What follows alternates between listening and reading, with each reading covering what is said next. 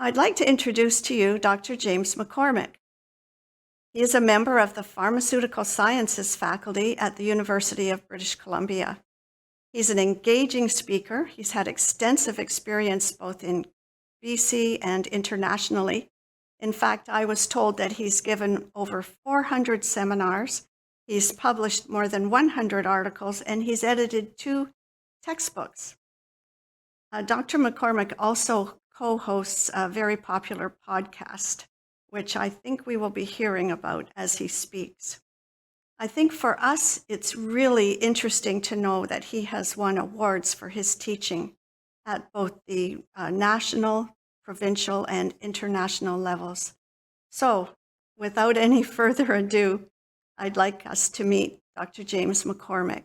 Good morning, James. And thanks for inviting me back again to speak with your group. And as you mentioned, I'm a professor with the Faculty of Pharmaceutical Sciences, and the title of my talk is The Nutrition Proposition. And I think anyone who gives a talk should at least let you know the conflicts of interest. My entire salary comes through the UBC Faculty of Pharmaceutical Sciences, and I also do some legal and educational work, obviously, as you can tell. I've received no honorarium or research money from the drug industry in the last 30 or so years. And as was mentioned, I do a podcast, and we have a premium subscription model to help fund this because it's almost impossible to get funding for podcasts. So we do that. And as was mentioned, I do a weekly podcast, and it's primarily for healthcare providers, but I think we make it at a level that many people can appreciate it. And we've been doing it for almost 12 years, and I do it with a primary care colleague, a family doc buddy of mine called Mike Allen. We're now at episode 400, just over 490 episodes. And it's called the Best Science Medicine Podcast, and the abbreviation is BS without the BS. So what we try to do is get the best science without all the other stuff around it.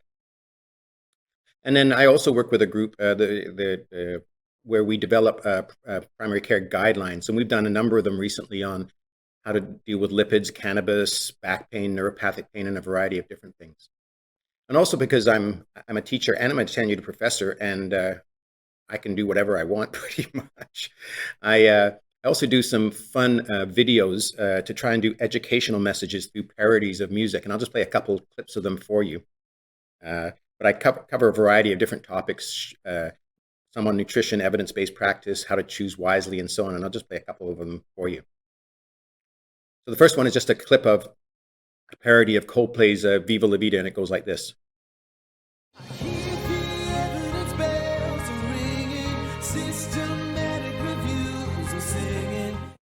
And that's all about, it's a 4-minute, obviously, video, and it's about how to think about evidence in practice.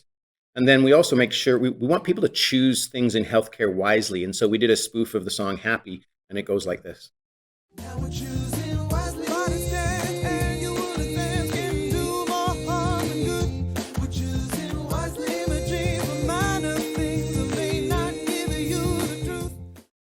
And so it's all about, that video is all about how to make smart or wise decisions. Because as an example, physical exams, just because you can do a physical exam doesn't mean it's a benefit.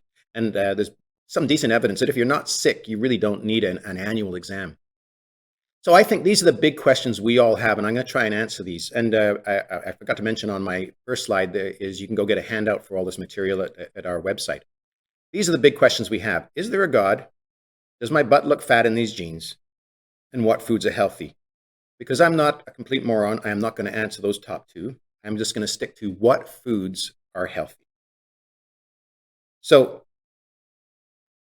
I'm going to sort of do a nutrition proposition. And what I'm going to do is guide us through an evidence-based practice or evidence-based principles around nutrition. Now, the reason I'm doing this is I think eating food is one of life's greatest joys. And I think worrying about food is just wrong. And I really believe that if you're going to make nutrition decisions based on health reasons, you should at least know the best available evidence, or at least lack thereof, and then understand the context of that evidence. So I'll try and do that for you guys. Some of you might go, why is a pharmacist talking about nutrition? Well, pharmacists are not experts in nutrition, and I am not an expert in nutrition. Dietitians are experts in designing and implementing and monitoring nutritional care plans, but I know from experience that, as with most healthcare providers, a dietitian is not necessarily an expert at looking at clinical trials. And that's kind of where I come in, because that's kind of what I do for a living, and is look at the evidence. And so I'm going to guide you through what I believe is the best available evidence when it comes to nutrition. And The reason that I think this is hopefully an interesting talk is it's really easy to just state these things as if they are true, whether they're good or bad, whether drinking more water is better for you. You should only have 1 or 2 glasses of alcohol, or you should eat this many servings of fruits and vegetables, or eggs are good for you or they're not good for you, and so on. These are very easy things to just say. And then when you add in things like pictures of images of clogged arteries or images with arrows, or make sure that you think it looks like everything is linked, or if you use smart words like antioxidants or throw in just a million references, it can be a little bit misleading. The problem that as I'm going to go through my talk is a thing called the bullshit asymmetry. And I apologize for using that word, but I can't come, there is no other English word that it says the same thing as bullshit. And the bullshit asymmetry is the amount of energy needed to refute bullshit is an order of magnitude bigger than to produce it. And that's really tricky. And so those comments about nutrition can be made. And for me to show you why those are not necessarily correct takes a lot of time. And I'll show you what I mean by that. So let's just sort of do a thought exercise. I obviously can't see a show of hands, but if I ask you, do you think broccoli is good for you? I would imagine a number of you would say, yeah, I think it's good for you. And so when I asked you that question, you went, is broccoli good for me? That's the question. And I probably imagine you went, it's green and it's a vegetable, so it must be good for me. That's probably the thought process that you went through. The problem with that is that approach doesn't always work. For instance, rhubarb leaves are actually bad for you. Rhubarb is a plant. It's actually considered a vegetable, and you can eat the stalks, as you know. But the green leaves are actually quite toxic and can cause damage and certainly irritation to your mouth if you were to eat them. So you can't always go with the adage that it's green and it's a vegetable.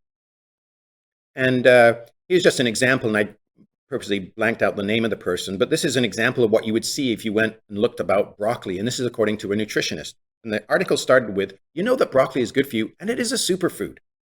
And then there's a whole list of things that it says that it's good for you. It has a bounty of nutrients, it's high in fiber, and blah, blah, blah, and all of those sorts of things. The first two, you could argue that there is some evidence, there are nutrients in it, and it is likely high in fiber. But I know from my experience of looking at the best available evidence, there really isn't anything to support those comments.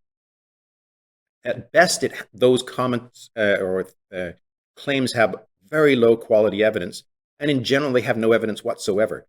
And that's the sort of landscape that we live in when we're trying to deal with nutrition. It's all about that sort of BS asymmetry that we have to deal with. A lot of people have looked at this as an issue, and a lot of people looked and said, the way we even look at evidence is really tricky. And a guy named John Ioannidis suggests that the whole field of nutrition evidence needs radical reform. Some people say, well, why don't you just follow the guidelines? And I think some of the nutrition guidelines do provide some useful information. But I know for a fact, based on a lot of stuff that we do with guidelines, and it's why we actually have started writing our own guidelines, is that many guidelines often have little, if anything, to do with evidence. And they certainly don't have much to do with a shared decision about whether or not, because ultimately a decision that you make is about what you think you should do. And about 5 years ago, a sort of overview of the U.S. dietary guidelines came to the conclusion that the current and past U.S. dietary guidelines represent a nearly evidence-free zone, which is quite a comment, even if this person who is speaking is a little bit exaggerating it, the sort of concept of the available evidence. But it is actually fairly evidence-free, and I'll show you as we go through this. So what I'd like to do is give you a run-through of nutrition with just a hint of evidence as we go through this. But keep in mind, it takes me a while to go through topics because I have to sort of explain why there's a problem.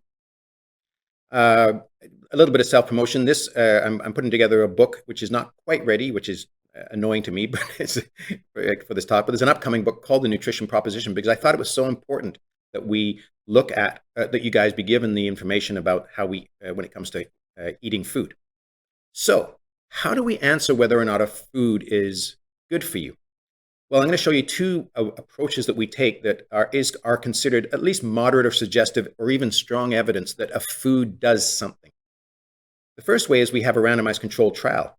And the way that would work is we would take thousands of people who already eat. For instance, if we wanted to see if broccoli was good for you, we would randomize people to either eating a bunch of broccoli or no broccoli.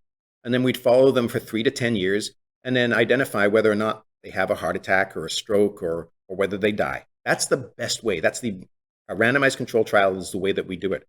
Unfortunately, there's only 4 of those trials that have ever been done, not even a broccoli, but just in general in nutrition. The other way is, and where most of our information comes from nutrition, is to do a cohort study. What that means is we take, again, thousands of people, we ask them what they eat, and usually it's a one-time thing, and then we assume that that means that that's the amount they're going to eat for the next number of years. And then we split them into different categories. They never eat broccoli, sometimes eat broccoli, regularly eat broccoli, or they eat it all the time. And then we follow them for 3 to 10 years and, again, see if they have heart attacks or strokes. Those are the 2 main ways that we look to see if a food has an effect on something. Much of what you read in newspapers or magazines, so much of it is that here's a mechanism of action, or this is the basic science research or animal research, and almost everybody who looks at evidence considers that to be insufficient or weak research when it comes to making decisions about it. So we have primarily cohort trials. And the way a cohort trial works is, as I mentioned, you ask people how much of a certain food they eat, and then you split them into what we call quantiles. So we either split them into a half or thirds or quarters or so on. And then what we do is, if it was broccoli, and I can tell you right now, there's no cohort trials of studies of broccoli. And then what you do is you do statistical testing to see if the lowest quarter, so the least amount, if there's any difference in outcomes between the highest amount. And that's what we're talking about. When you hear food is good or bad for you, that's when you compare the very lowest amount people eat versus the highest amount. What's really important to think about that is they almost never find any difference about the average amount. So the middle amount are almost never different. So even in foods that we think might be healthy for you, if you look, you only see the difference when you look at the 2 extremes, which is an important thing to realize when we talk about the conclusions of how we should eat. And unfortunately, we have a thing called the magnitudinous problem. And the magnitudinous problem is that we write about things using words like this. These are great words. I use them. I'm using them probably now in this talk. But the problem is they convey a story, but not really the evidence. So I'll give you an example of where we sometimes might require quantification clarification. If I told you your salary will be increased, you might go, I'd like to know a bit more than just that. Turn left after a moderate number of kilometers? That's a useless recommendation. You'll be getting a short jail sentence. I would like to know how long that is. You have an unlikely chance of getting an STD. I'd like a bit more information than that. You have a significant chance of a heart attack. And we sometimes say that in healthcare, and it really doesn't mean anything, or it means different things to different people. And then finally, a bit rude, but if someone said a small tube will be placed a considerable distance into your rectum, I would want to know what those 2 words refer to specifically. So when we're looking at nutrition, anytime you hear that there's a beneficial or harmful effect from a food and the number is greater than 10%, it's almost always a relative number.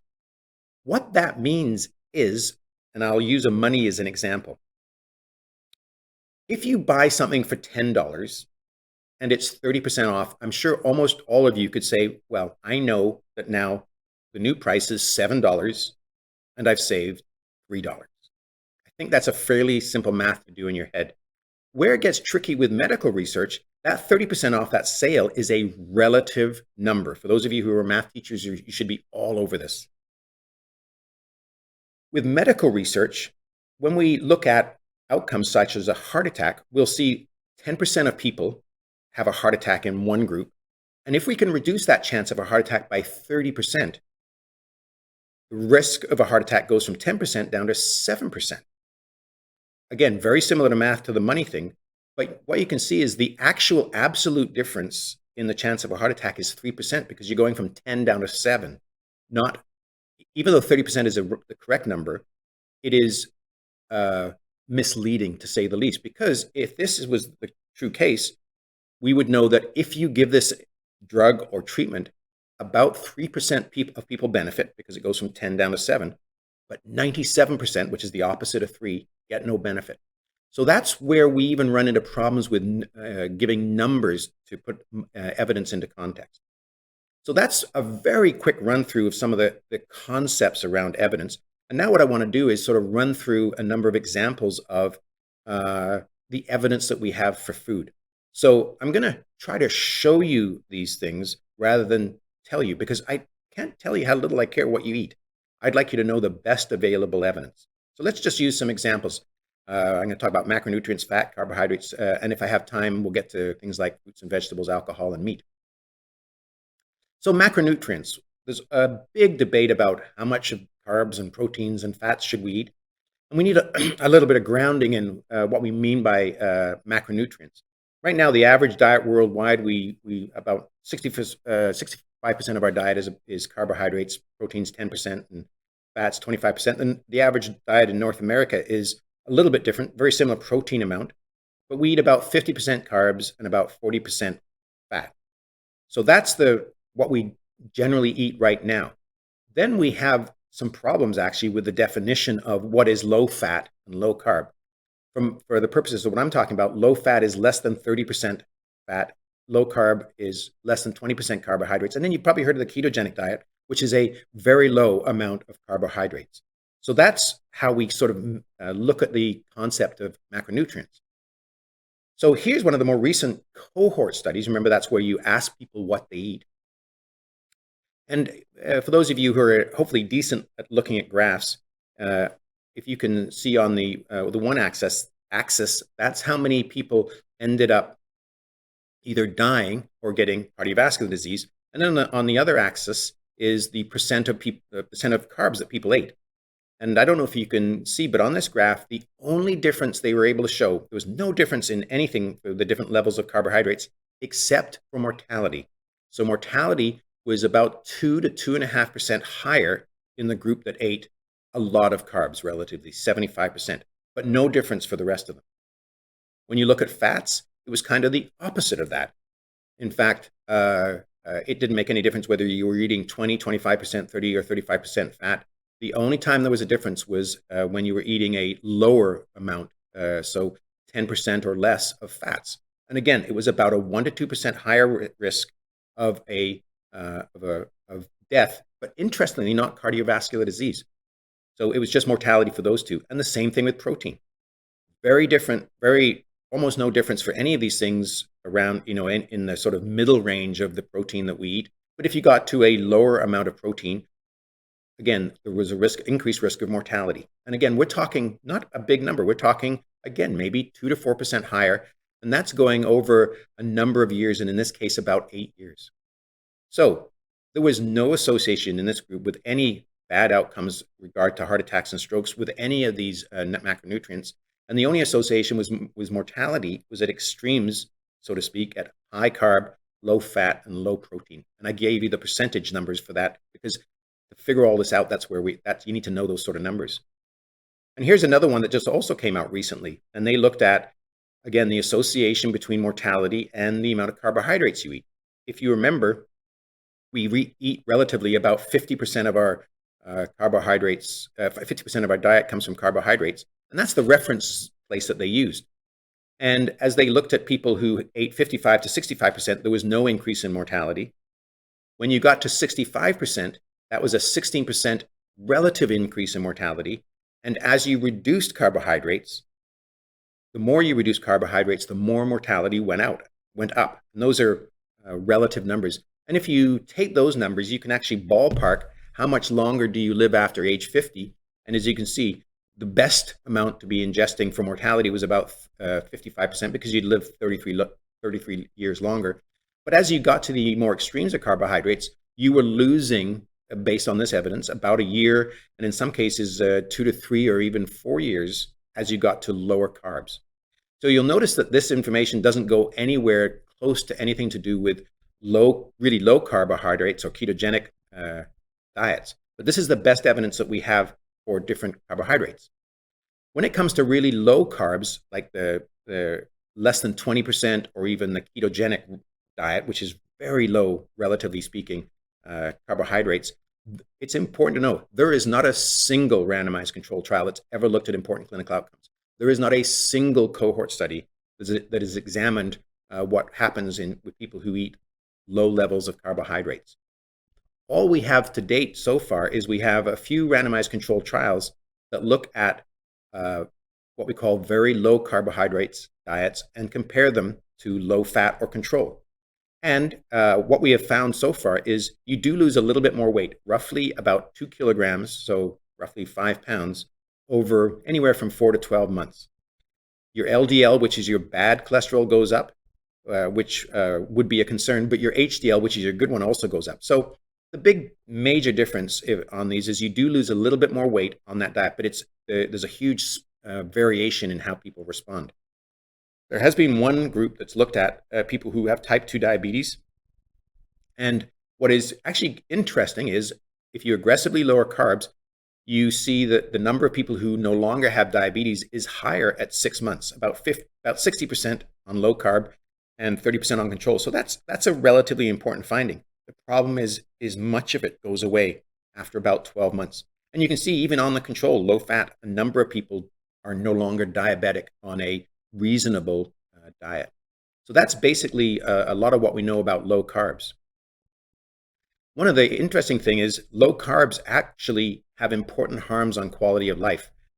This is a couple of studies that have really looked at the ketogenic diet, and you don't need to look in detail at every one of the numbers on this, other than in the first week and even upwards of 4 months, a number of people who try ketogenic diets or really low carbs end up having, and these are big numbers, 30% will have weakness or lack of energy.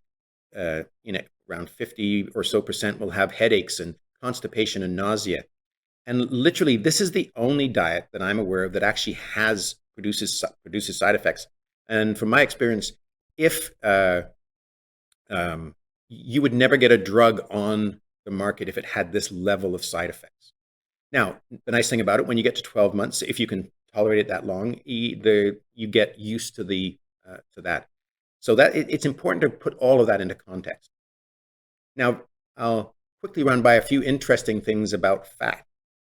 And a lot of it is, it's about what you hear reported. A meta-analysis is when you take all sorts of different studies or trials and add them together.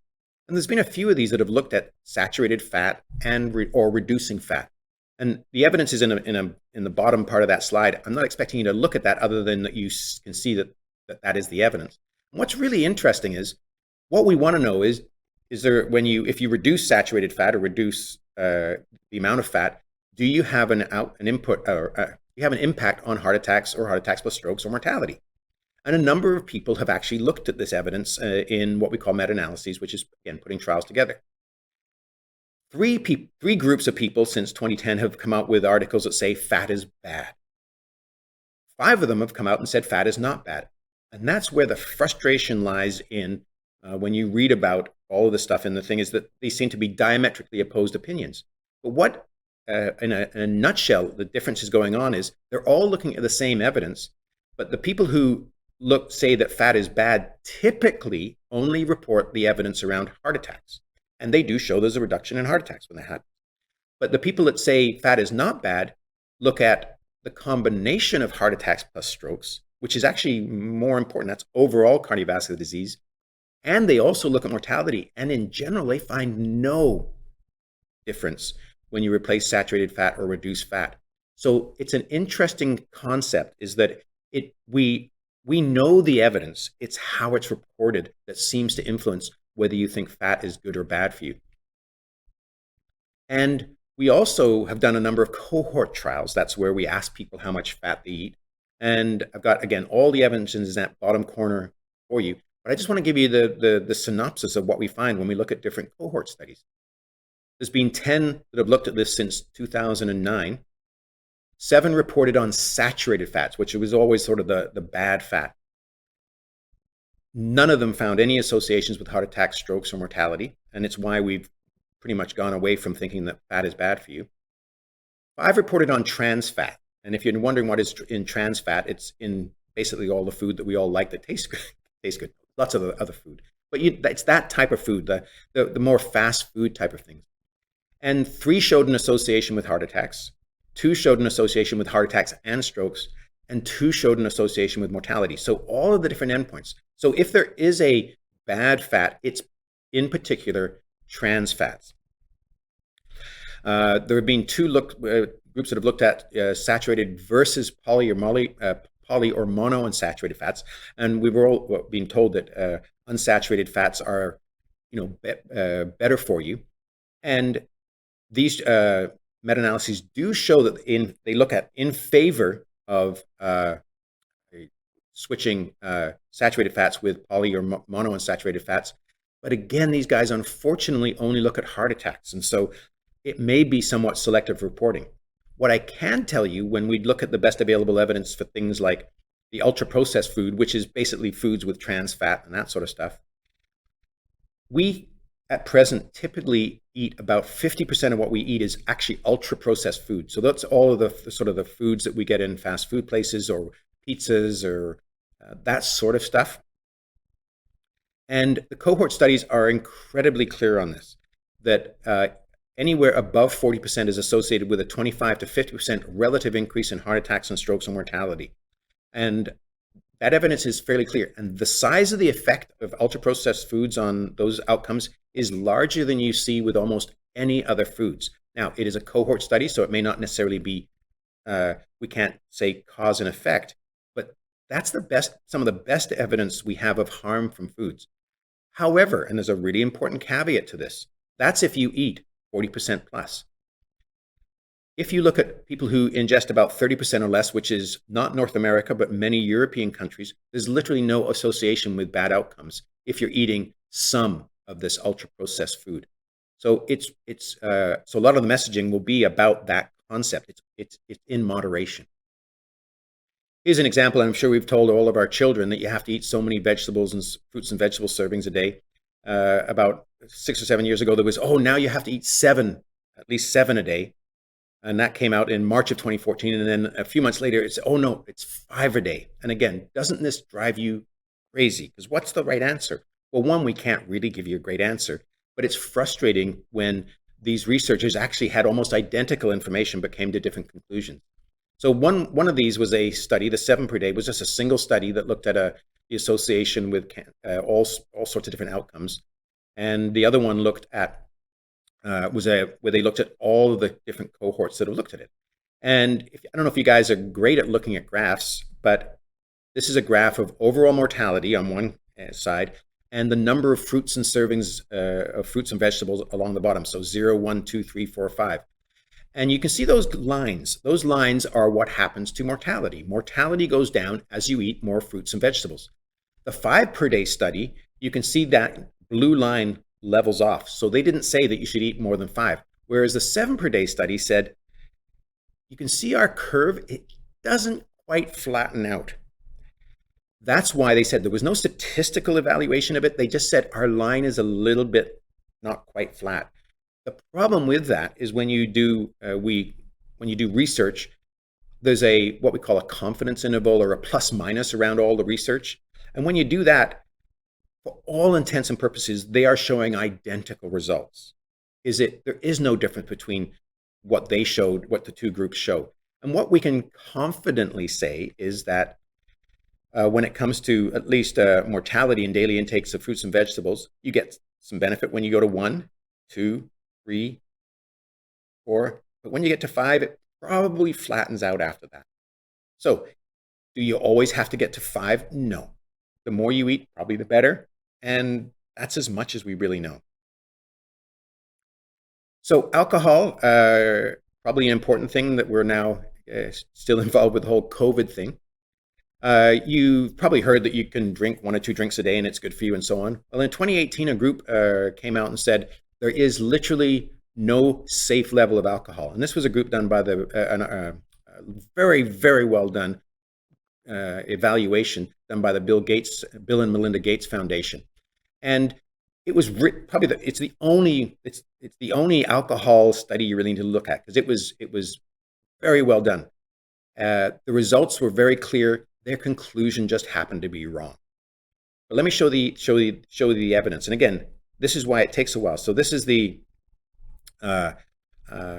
is what we know about alcohol. Is on the one side, it was increased mortality due to alcohol. And hopefully you can see the curve there, and then the bottom of it, it's the number of drinks per day. And you can see when you go from 0 to 1, there actually was no increase. And this is from their main graph in their paper. So they said there's no level where it's safe, when in fact their data doesn't show that at all. What they do show that as you go from 1 to 2, 3, 2 to 3, and so on, and obviously when you get to ridiculous numbers where you're definitely an alcoholic, 10 or 11 drinks a day, the harm is definitely there. But you have to really look at what are the real numbers associated with what we're seeing here.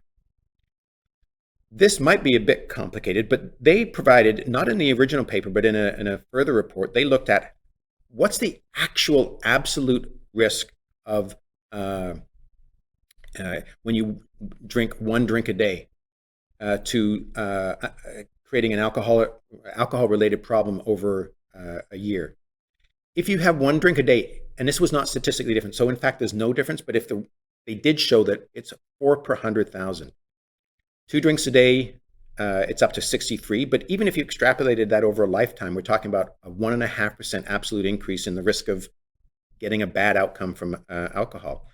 And what's really interesting is the harms were tuberculosis, which we don't see in our country, and road injuries and self-harm. So if you don't drink and drive and you're not doing bad things when you get very drunk, it's likely not even an issue even at 2 drinks, upwards of maybe 2 to 3 drinks. So it's an interesting process.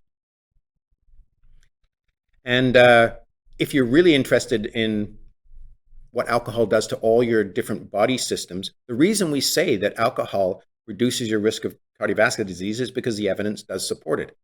But it's the only outcome that appears to be improved. But because our risk of cardiovascular disease is probably greater than any of the rest of these conditions, the benefits outweigh the risks associated with some increased risks in cancers and liver disorders and so on. And I've given you all the numbers there if you ever wanted to look about it.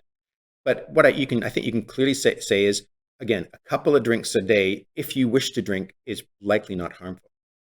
Now, I'd like to check on the time. I've got do I have 5 more minutes if I want it? Are you sure? Okay, cool. So I'm going to go over a little bit about red meat, and then one other thing, and then we'll be done. So, meat.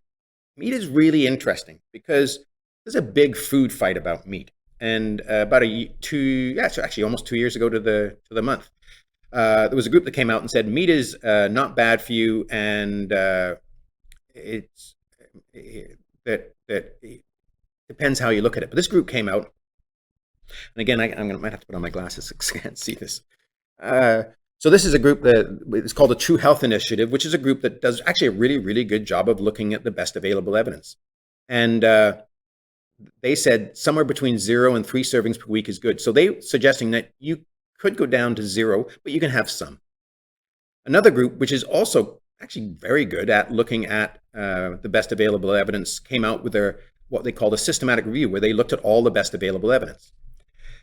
And they published a whole bunch of articles, and they said that adults can continue eating the same amount of meat, whether it's unprocessed or processed, as is being typically done. So this got a lot of press because we've always heard that processed meat or red meat might be bad for you. So these guys threw this information out there, and of course so that's a Nutri-Rect group. So THI group, who thinks it's sort of the answer should be the opposite. I love this. They said the Nutri-Rect articles are information terrorism, and they called for the Annals of Internal Medicine to retract that publication. Then, of course, the Nutri-Rect group said the THI response was completely predictable and hysterical. A few months later, another article came out looking at the association between meat and bad outcomes, and they found that there was a small increased risk associated with eating meat. When that study came out, the THI said, there we go. These are the guys when October 2019, the Nutri-Rect group, they didn't know what they were talking about. This is the evidence that really shows what we know about meat. Interestingly, one of the authors in this article said, our evidence is very comparable to what is being reported in the literature. And they reported and linked it to that group. So it's almost a circuitous stuff. And whenever I see this, basically it tells me that meat is just a riddle wrapped in a mystery inside an enigma. So what is the answer when it comes to meat? it is actually pretty simple. It has little to do with the evidence around health. I don't think it's crucial that you read this entire graph, but again, just know that the evidence is there. These are all cohort studies that people have looked at. And both groups, whether it was the continue to eat meat group or the eat less meat group, all of them are reporting evidence that with unprocessed and processed meat, there is a relative increase in mortality and in cardiovascular disease. The absolute numbers I've listed there at the bottom for you. So if it's a real effect, it's about a 1% to a 0.5% increase in bad outcomes over 11 years if you, based on roughly 2 to 3 servings per week. So both groups are showing that there is an increased risk. Why are they coming up with different recommendations? The NutriRec group focused exclusively on health outcomes, and they felt that a 1% increase in 11 years was too small an amount to say that it's harmful. That's why they said it was okay to eat meat. The other group says, we think of it more as a public health issue, and that 1% means you did 1% of 300 million people. That's a lot of people. And they also considered the environmental perspective. So that was an interesting, so the reason that you hear different comments, it's about values, not about the evidence. So this is I think one of my last slide of what we know about the evidence. Again, I don't expect you to look at this slide other than to prove to you that I've taken a lot of time to look at the best available evidence. There are only 4 trials, randomized controlled trials, that have ever looked at nutrition, look at it in important outcomes like heart attacks and strokes. The bottom line is we have one study that was done in 1989, and it was 100% males after a heart attack, and they showed that if we encourage them to eat more fish, mortality was lowered by about 4% over 2 years. So that's one of the places where we get a suggestion that you should eat fish. The very first Mediterranean diet that was ever done was done in people, primarily males, after a heart attack, and they showed that if you eat the Mediterranean diet, you can lower your risk of mortality and heart attack by around 3 to 8% over 2 years. And then 2 more. The largest trial in history of nutrition ever done was done in about 40 to 50,000 women, and they randomized them to either lower fat or increasing fruit and vegetables over 8 years, and they found no effect in any outcome. And then finally, and you may have heard about this recently, there was another Mediterranean diet where they took a whole bunch of people, both males and females, and randomized them to a Mediterranean diet. And these are people who've never had a history of heart attacks. And they showed that you could lower stroke by about 1 to 2% over 5 years, but nothing else. So that's a brief run through of a bunch of things to do with nutrition. And these are important things that I haven't touched on. Food allergies and intolerance. If you have food allergies and intolerance, and that should impact what you eat. What I can tell you is the best available evidence that if you haven't done a proper assessment of it, probably only 1 in 10 people who say they have an intolerance really have a true intolerance when you do a proper evaluation of it. I haven't talked anything about animal rights, which is, I think, very, very important. It's the reason I'm I'm a pescatarian, so I eat seafood, but not that. So I think it's important. And obviously that plays a role. And I haven't talked anything about environmental issues, which I think is really important. So regardless of what anybody says, this is the nutrition advice we can take based on the percentage of whole foods, based on the best available evidence. Eat a greater percentage of whole foods, and that's food that has not been overly processed or refined, as little as possible.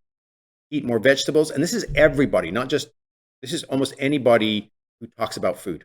Eat less added sugar, eat more whole grains, eat in a style that fits your food preferences, tolerances, and lifestyle. Eat in a style you can sustain, really important. When it comes to weight, how much you eat is really the key issue. But the best weight is the weight you are when you're living the healthiest life you can enjoy, and avoid any food that has been properly shown to cause unacceptable tolerances. Anything else that you hear is probably bullshit. Assuming you wish you're eating to be informed by the best available evidence. All of these diets, whether it be the drunk diet, the cabbage soup diet, the collagen for your heart, the natural antioxidant stuff, is probably BS, because we just don't have evidence to support it. And if you find a new study, this is just a flow chart that you can look at to go for yourself. How do I figure out if this is a really important piece of information? And I'll leave you with 2 clips. This comes from a spoof that I did of the Mediterranean, of the parody of the Eagles Hotel California, and it goes like this.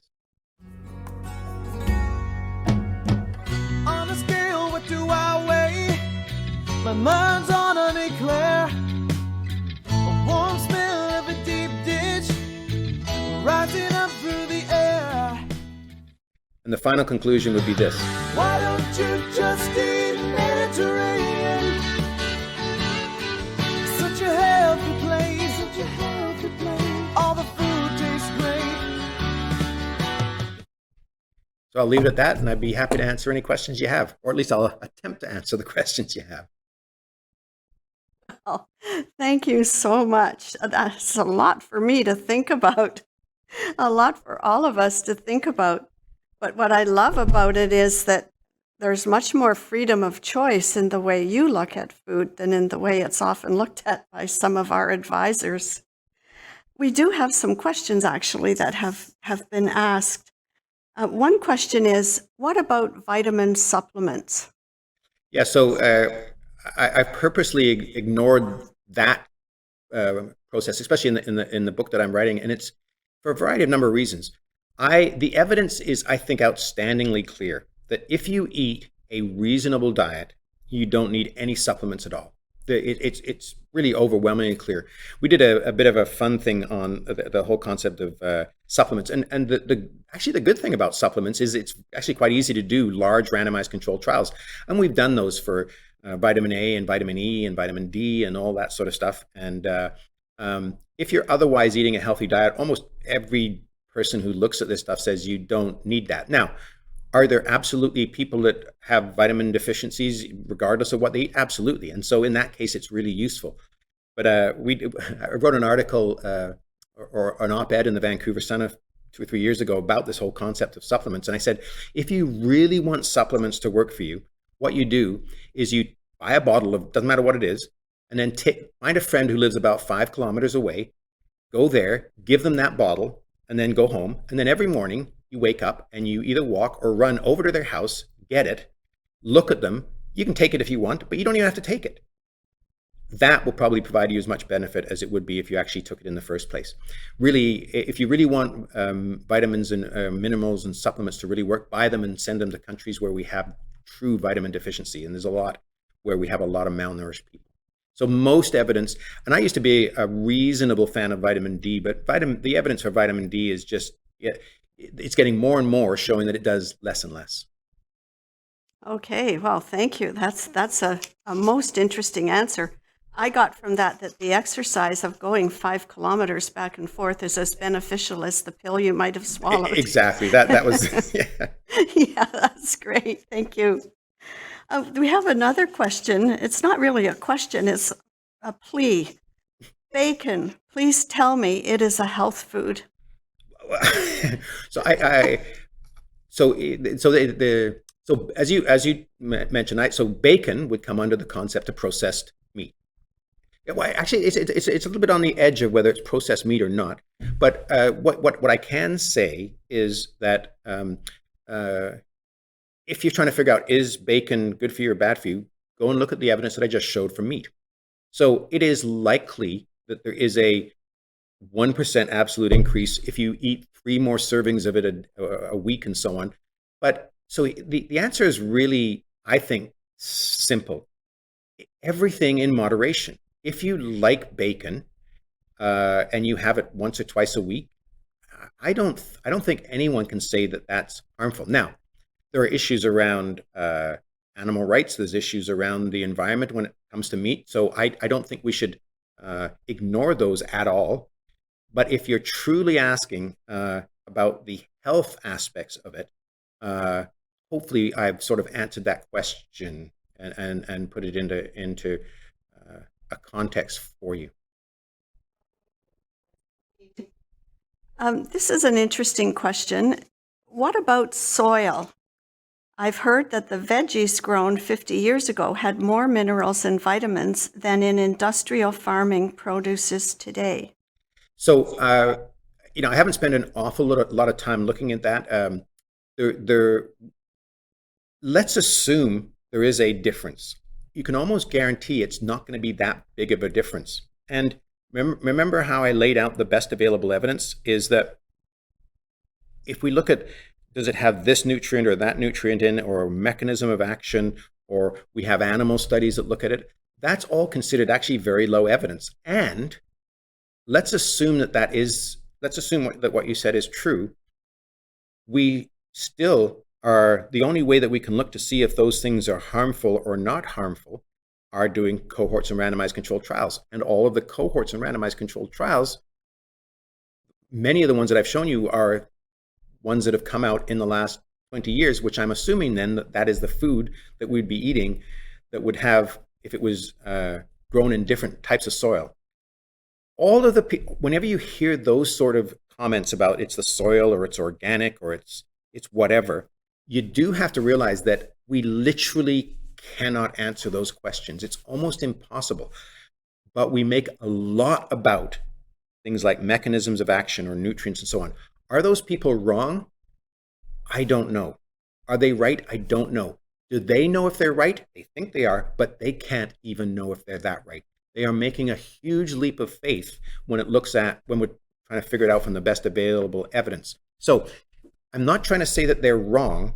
I'm just saying I don't think we can know if they're right or wrong. And I don't think we will ever, if you ask me, if someone said, do you think broccoli is good for you?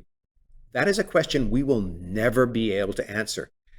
And it kind of goes to so is bacon or broccoli good for you? If you enjoy eating it, that's one step of it's good for you.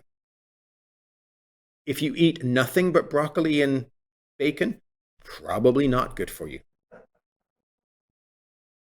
I think you're probably right on that one.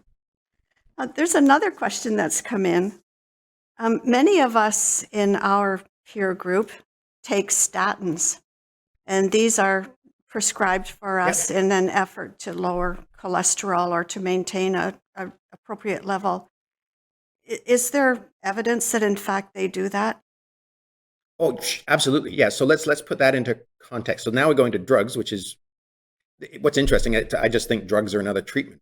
So yeah, so statins have been around for years and years and years and years, and we have dozens, if not hundreds, of randomized controls that have looked at when we give statins to people, what happens. So what we do know, almost without, we know this black and white, yes. When you give statins to people, on average, their cholesterol comes down 25%, maybe 30%. So remember the bullshit asymmetry? I've got to now tell you why that may or may not be important. So cholesterol is associated with increased risk for heart attacks and strokes.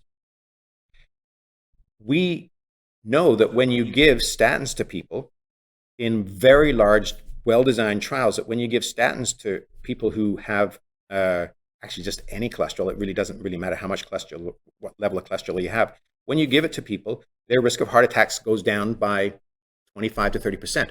Remember, that's a relative number. What that means is if you have never had a heart attack and you take a statin every day for 5 years, if you can lower your risk of a heart attack from, say, 5% down to maybe 3.5% or 4%, or maybe 10% down to maybe 8%. So that's about a 2.5% benefit over 5 years of taking that medication.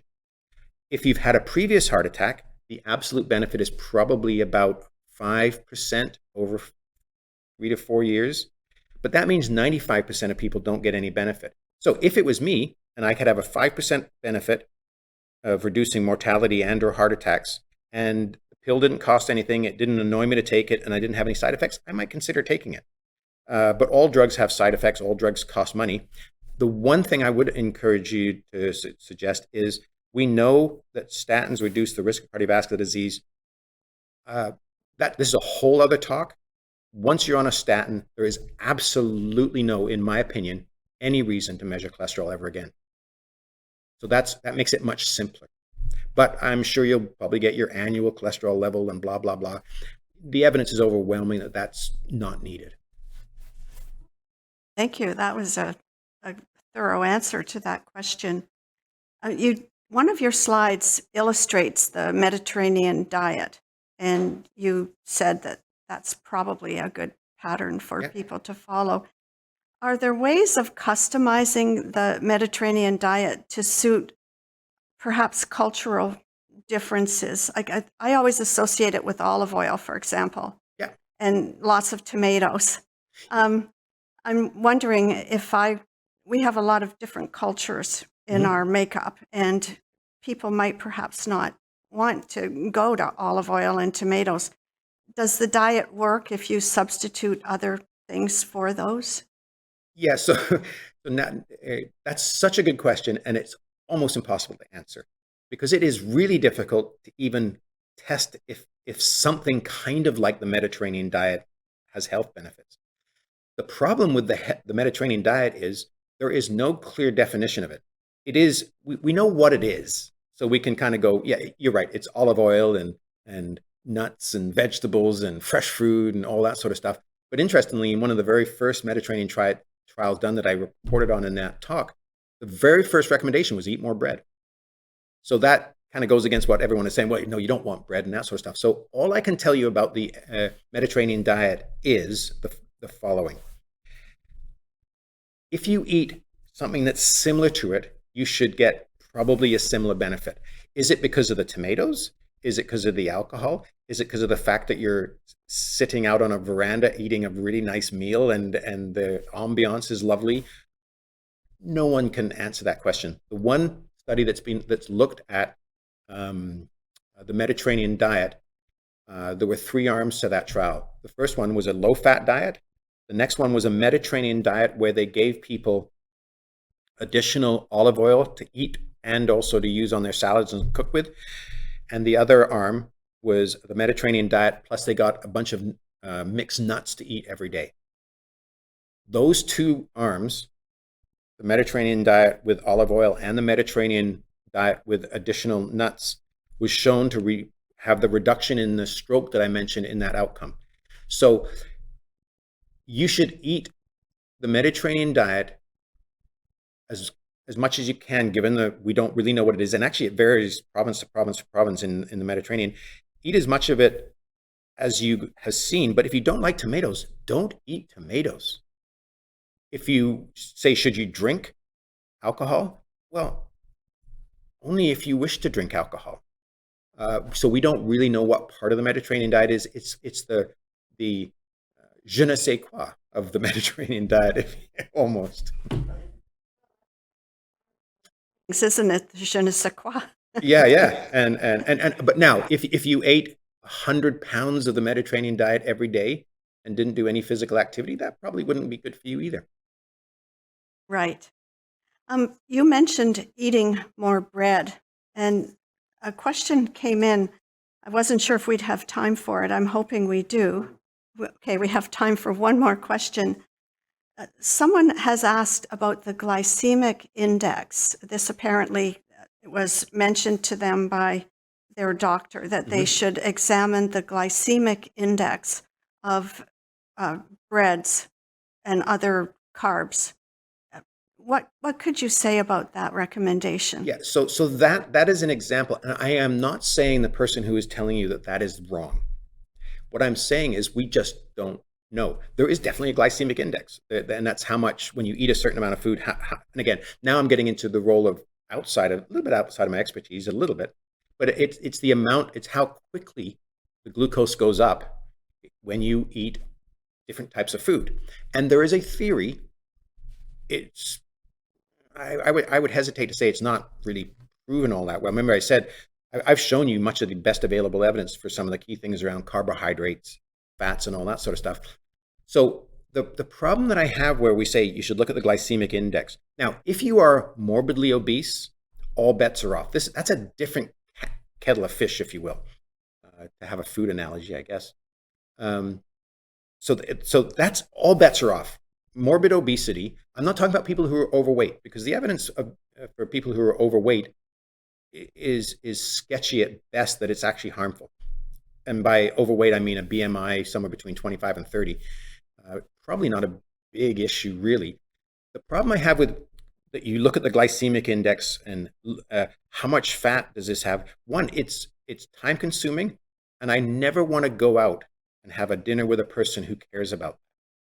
Because it's so, I don't want to talk about the fat or the glycemic index of it. Now, if you're if you're a diabetic, and I mean a real diabetic where you actually maybe potentially have symptoms and stuff, again, all bets are off. That's a different kettle of fish. But for people who are otherwise healthy, I don't really think it matters. There are some mechanisms, there are some very weak level evidence that suggest that that might be an issue, but it's really impossible to hang your hat on it. So I think if you don't have really clear definitive evidence, you should not make clear definitive recommendations. Yet we do that all the time, and we see it in the magazines. We see healthcare providers doing it, and it's not because they're horrible or evil people. It's, remember I told you that many healthcare providers are not really, really good at looking at the best available evidence. It's not what they're trained to do. They are trained to follow patterns. They are trained in general to follow guidelines. And all I can say is the big problem that if you remember 50 years ago, we said high fat is really bad for you. So we all cut out fat. And now we don't do that anymore. We are somewhat doing that to sugar. Again, should you eat nothing but Ho-Hos and Twinkies and drink gallons of pop every day? Of course not.